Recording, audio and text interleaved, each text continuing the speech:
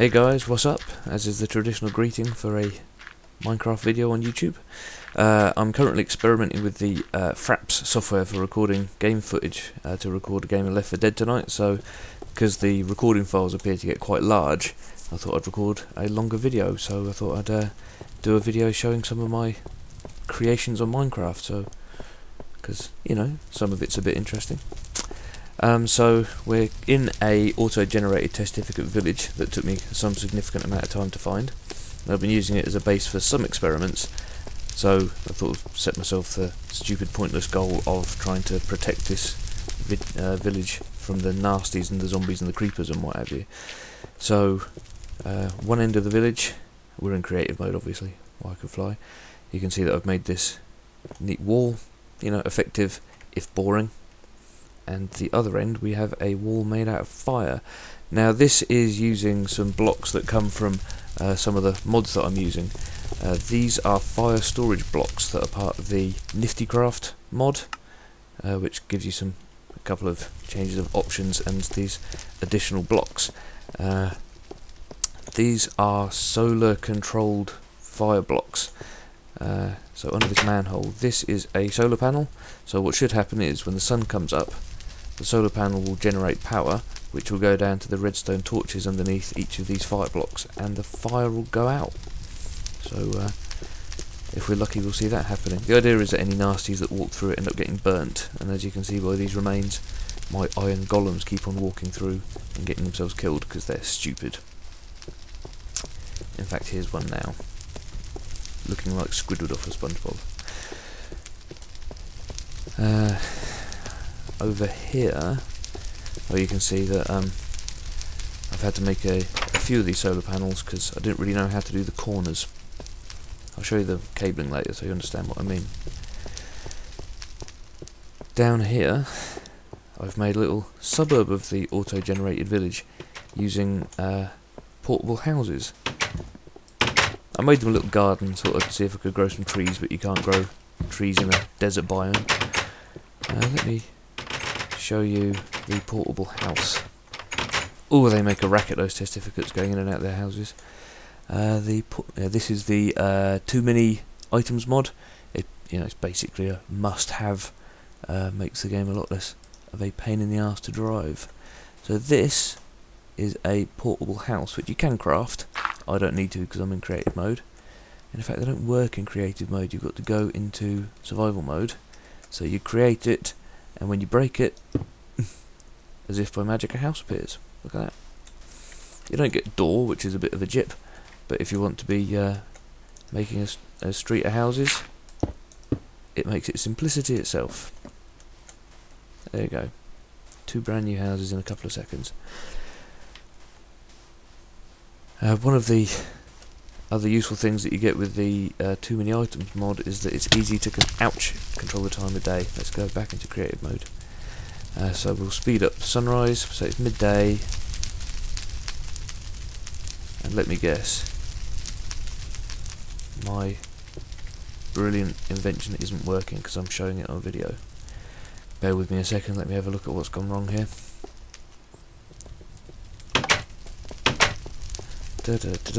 Right, so there's that, there's that. Well, the sun's out, so we should, or is it cloudy? Is that what it is?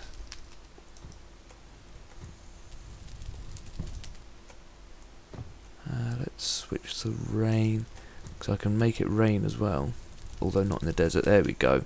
So in the desert, when it rains, it actually just gets overcast. Poof! There we go. You see that? So my firewall automatically turned off. If I make it nighttime again, it's on. Daytime, it's off. So that's pretty sweet, isn't it? I'll just give you a quick tour of that. So this is the massive amount of work that goes into making this stuff. Now, I don't know if you played around with redstone cabling, but there's a real knack to using it. You can get loops, you can burn out redstone torches. Anyway, the deal is, this is a redstone torch, it powers the block above it, and anything on the block above it that can be powered will get turned on. If a redstone torch receives power, it turns off, and this is how you make the machines. So because we're receiving power on our solar panel, all this redstone cable lights up and the torches go off. These doohickeys here are repeaters. Redstone can only go for 8 blocks before it reaches the end of its, the power runs out on the cable, so the repeaters are important for keeping the power going. And you can also set them, they've got 4 states where they can delay the current going as well, which, as you can imagine, has lots of functions. You see this corner, I didn't know where to put the repeaters, so that's why I have to put in the additional solar panels. Acres and acres of the bloody stuff. You really would not be wanting to do this in survival mode. I have a button operated door there to keep the testificates out of my machinery, because they get on my nerves. Let's have a look. Because this village was auto generated far too high off the ground, I had to put all these steps in so they could get into their little houses. Here is, I made myself a house there. Here it is. This is when I just got the hang of how to make piston-based doors. So there's four sticky pistons here with iron blocks on them, and more redstone wiring than you would believe running around this house. And one of my dogs is being noisy. Let me just shut that curtain. Thank you, Griff. So what else have we got? In fact, I've put I made this wall, and there should be working fire blocks on top at night time. No, I don't know why I can't get them to work. Let's make it daytime again. So we're quite a long way from the spawn point here. It takes quite a lot of flying around to try and find one of these auto-generated villages. So I knew that I'd never be able to remember where my spawn point is, so I made this train station. Ain't it pretty? So I do most of my experiments at the spawn point, so I call it the lab, due to all the experiments there. And yeah, run this train line between it. It takes a minute to get there. Pleasant journey though, go through a couple of different biomes. If you're not familiar in Minecraft, there's jungle and fields and desert and snow, and they can all be right next to each other, but they have slightly different effects on the environment you work in. There's a duck that laid an egg. You get ducks on the tracks, and if my train hits a duck it goes back the other way. Very irritating.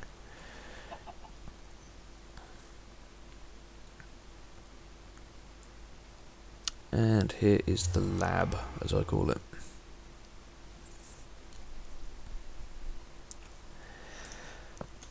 So even when you read instructions, all of this redstone gubbins is pretty difficult to understand. So for instance, you can see here this monstrosity was when I was trying to work out how redstone and switches and pistons all work together. It's defunct now. I could delete it, but I'm going to leave it as a testimony to my learnification of Minecraft. Here's another good piston door. I love them, with a nether portal behind it. Talk more about them later. Very simple. I mean, this was probably just getting the hang of redstone and switches. Making redstone lamps turn on and off. I'll leave them switched on actually. I won't go into that, trying to get the hang of making gates, but I was having a little play around trying to get sticky pistons to move other sticky pistons to some sort of useful effect. Never really mastered it, but I can make those things fire arrows at the same time, so that's obviously incredibly sweet. Talk about this thing in a minute. That's quite cool, isn't it? You can see the amount of redstone wiring that goes into such a simple device as that. Somewhere around here we have an experiment. Yes, now this experiment is broken. This used the More Pistons mod. So the idea with the More Pistons mod is rather than having a piston that just goes one block, let me grab a lever from somewhere. You have pistons that go up to 4 blocks in length. So you have 4 blocks, 3 blocks, 2 blocks, and 1 block. So I thought I'll see if I can make a pyramid that pops out of the ground automatically. And then whilst I was compiling this Java jar file with all my mods in it, it deleted half my pistons. So what would have happened was you pull this lever and the pyramid shot out the floor. But you can see through that hole the amount of work that goes into this stuff. There was a door here, but again the piston got deleted, so yeah, this is the machinery that goes into my... So that would have been entirely pistons there. Look at all this stuff. You don't want to know how long that took. And I wasn't doing it because, you know, I was desperate to have this pyramid. It was a really good learning experience for redstone. And if you want to learn redstone, you should do the same. And you know, at least I wasn't playing Call of Duty or something. It's a nice, wholesome, creative experience. What else have we got? Oh yeah, I was having a go at building a lift. I bet all the pistons have gone from here as well. Oh no, there they are. I thought that would be quite cool to have a lift, but it turns out that the mod for these pistons doesn't take people with it. It just takes the blocks. Yes, some of the other special pistons that you get I will demonstrate at Fort Gaylord. So, well, obviously one of my lovely piston doors here, but that's quite cool when you make it out of steps. You get that? It's steps when it's open, and it's like a fence when it's shut. These things are gravity pistons. Anything that stands on them that has gravity will get fired in the air. So basically, piston, floor plate, piston, floor plate. Pretty simple. And I just hooked myself up a dispenser with cows in it at the other end, just because I like seeing cows get fired in the air and killed. Go on, Daisy. There we go. Look at that. It kind of turns into a beef and leather factory. It'll fire me in there as well. If you get hit by 2 pistons, you get fired twice as high. Look at that.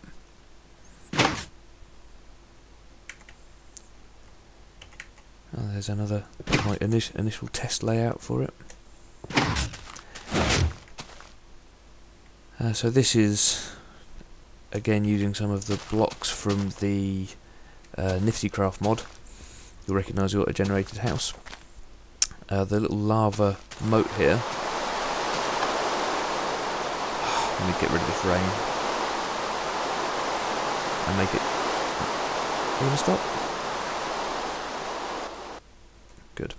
Yeah, so look at that. These things are lava storage blocks. So when they receive power, they generate lava. As you can see, here's the machinery. So yeah, you can see because the redstone torches aren't receiving power, they're switched on. And when I turn my lever on, they receive power and switch off. Even that took ages because I kept on missing bits, and the lava would destroy my wire or it would burn the house down. It's all a big faddle basically. So let's head over to my pyramid place over here. Luckily the baddies don't want to go for you in creative mode, otherwise these buggers would be blowing up all my stuff. Right, let's head in here. So I've been conducting extensive experiments with nether portals. If you don't know, if you can get a 6-block gap in between some obsidian, and then you can put something inside and set fire to it, it generates a nether portal that takes you to the nether, which you can't see because I've made a nice little house down here. And you could have numerous nether portals really quite close together in the nether, but they come out in, I think you get 1 nether portal per chunk, which is a portion of land above ground, but you can have nether portals much closer together underground. Yes, so we are, I can't show you on a map, but suffice it to say, we're a significant long way from where we started. And there's a little piston-based door. I've not really done anything interesting here yet, just made a bridge. Just because I was bored. So let's go back to the nether.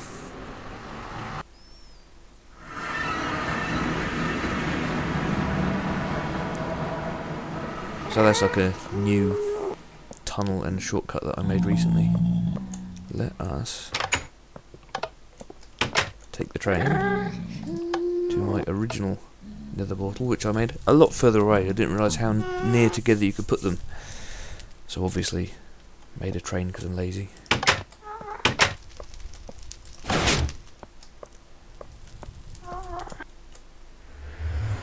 I was really crash hot on those piston doors at one point, as you can tell.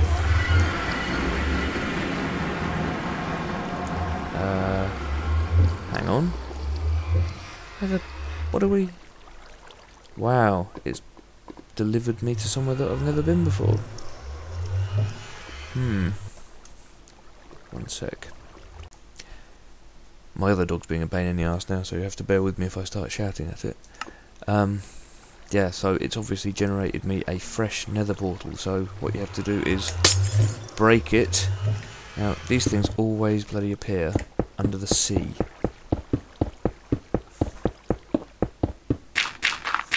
Yep. Oh, Christ. Oh, right. I see. That's quite near where the original one was. Right, this is where it was supposed to have dumped me out.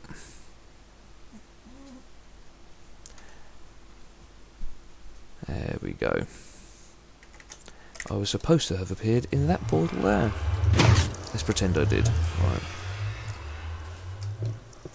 Jump on one more train. I think this was the first train line that I made on my nice little bridge. This is obviously the snowy biome. Oh, zombies.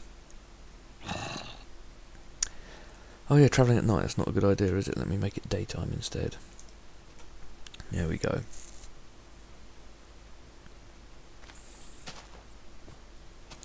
So, I think this experiment I was just looking for a big hole in the ground to put some track underground, really.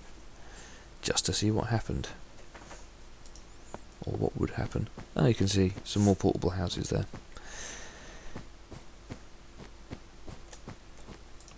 Another piston door. A bit broken. And the amount of machinery that goes into these things is staggering. And where's my minecart gone? Check it out, all of the stuff in here. This is all the machinery for that piston door. Does anybody want to buy a dog? Because mine is seriously irritating. Anyway. Yeah, so here's an example of the masses of machinery that go into just that simple door. Anyway, where's my minecart? Let me just pop a minecart on this bit here. Minecart with things in it. There we go, minecart. Bosh, right. There we go. It must already be at the bottom. So I better jump out, because it's going to want to go back. Yeah, again, not much function to all of this, just interesting to make a big long minecart track underground, I guess.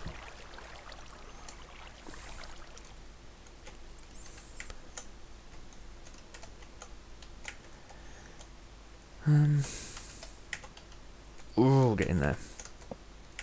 Yeah, bugger. Yeah, I think that's pretty much it in terms of my creations in Minecraft. If you haven't played Minecraft before, you should definitely give it a go. Endless worlds of possibility. Yeah, I can't think of anything else to say, so yeah, that's my Minecraft creations.